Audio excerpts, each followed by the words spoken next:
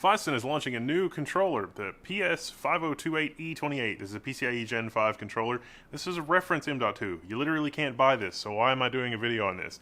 Because we're going to upgrade my Framework laptop, and I'm going to get 30 more minutes of battery life just by changing M.2. That seems weird and wrong, and it is a little bit of an edge case.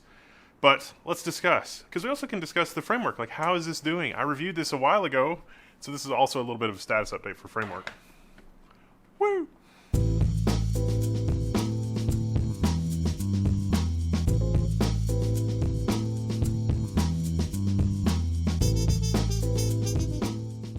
Alright, so if you don't remember, this is a Radeon 7 7840HS with Radeon 780M graphics. And I got the discrete GPU. That's this module here. And the great thing about this laptop is that it's super modular. I can replace the screen, I can replace the keyboard, I can use it as a fidget toy during meetings. But in this, I have a desktop class 2280 M.2. And what I've found is that the idle power consumption for that 2280 M.2 all of the time is about 0.7 watts. So taking this apart and hooking it up on the oscilloscope out there and doing some crazy stuff like that, 0.7 watts. That's crazy. Most M.2 should idle in the neighborhood of like 0.1 watts or less. Some of this has to do with PCIe ASPM, which sometimes is the fault of Linux, sometimes is the fault of the platform. ASPM is PCIe power management. You want to bring those link speeds down. Well, in a Gen 5 device, it is more important than ever. And so, like I say, Phison is releasing a new controller. This is the PS5028E28. But Phison doesn't sell SSDs. Where can you find them? Basically everywhere. This is an older Crucial P3+. It's from Crucial, right? Well, but look, it's a Phison controller, and their flash is located at either end of our M.2. This is 2 terabytes, and this is PCIe Gen 4. This is also a really popular choice for laptops, still is, because it's PCIe Gen 4, and it doesn't use a ton of power. It's very, very efficient for the PCIe Gen 4 performance that it has. But this can do 15 gigabytes per second, and still, even when it is fully rocking a full load, it's under like 6.5 watts. This is really good. Even like the Samsung, I think it was the Samsung 980, would occasionally have power excursions. Like, you're not supposed to go over, I think, like 9 or 12 watts with an M.2, and occasionally I was seeing power excursions of like 15 watts. And so like those are like the worst sort of M.2 to have in a laptop in terms of power consumption. But also, remember, Samsung had some bugs around their own ASPM implementation, which have since been resolved with a firmware update. So just under 6 watts for the full 15 gigabytes per second. If you give up a watt or two, you can get 10 to 12 gigabytes per second in under 5 watts, more like 4.2 watts.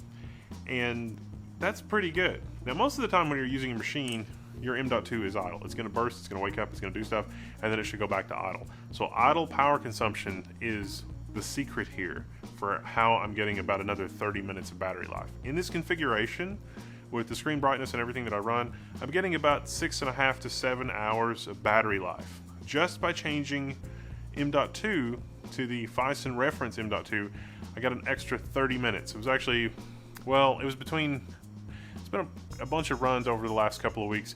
It's between 22 minutes and 31 minutes, and sort of weighted toward the 28 to 31 range. 22 was the worst case scenario, and I believe that was when I was updating a bunch of AUR packages, and it was doing compiling and that sort of thing. So it was weighted to run it, really fast. Now this is PCIe Gen 5, keep in mind, and this is not like, 7840HS. This could be used as a desktop class drive, and our benchmarks with Crystal Disk Mark and everything else, and PC Mark are run in a desktop class configuration. And my contraption out there for measuring power usage is also a desktop class contraption. So this has been sort of a fun adventure. I just wanted to call out that, hey, there's a new Phison microcontroller for your M.2, the Phison 5028, and the reference implementation shows that you can use dramatically way less power even while running PCIe Gen 5 speeds, 5 gigabytes per second.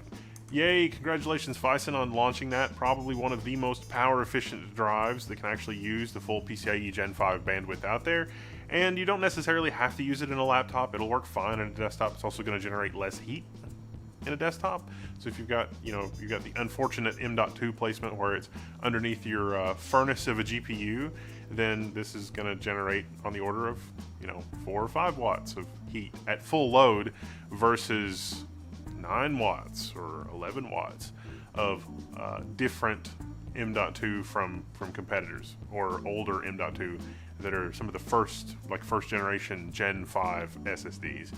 I'm surprised that the power utilization could move as far as it does. Of course, when I was looking into this, because I thought I was doing something wrong, seeing between 50 milliwatts and 100 milliwatts, I was sure that I was doing something wrong because most of the other contemporary PCIe Gen 5 M.2 that I've measured at idle are significantly higher than that. I was surprised that a Gen 5 SSD is doing that pretty consistently. Of course, part of that may also be that in Linux land, ASPM is usually one of the first things that breaks and one of the first things that you disable, either at the kernel level or at the manufacturer recommendation, as was the case with Samsung.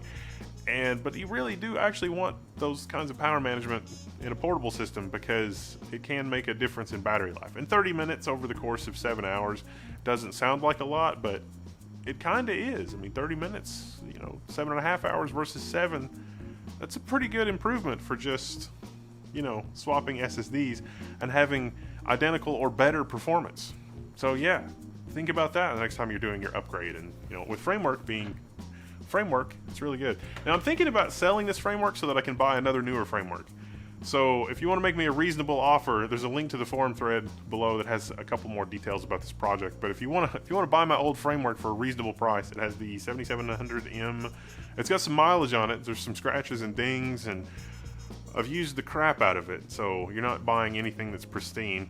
It may not even work perfectly. It may just be an artifact. I don't know. And I may not even sell it, but engage with me on the forum if you're interested in that kind of thing, because those new, it's like they have the AI Max with like 16 cores, and then the APU version honestly is almost as good, maybe a little better in some, well, it's certainly better in terms of like the driver experience. So like the Strix Halo APU experience, way better than this on Linux for gaming and everything else, power management, battery, the whole 9 yards. This might be a little bit higher in terms of raw absolute performance because it is a dedicated GPU with its own VRAM. I mean, obviously that's going to be a little bit better in quite a few scenarios, but that APU is good enough and way better. And yeah, so I don't know, but it's still upgradable. I can still, I could swap the board out of here. I don't have to throw away the whole thing. I can get a newer board for this whenever a framework makes that available.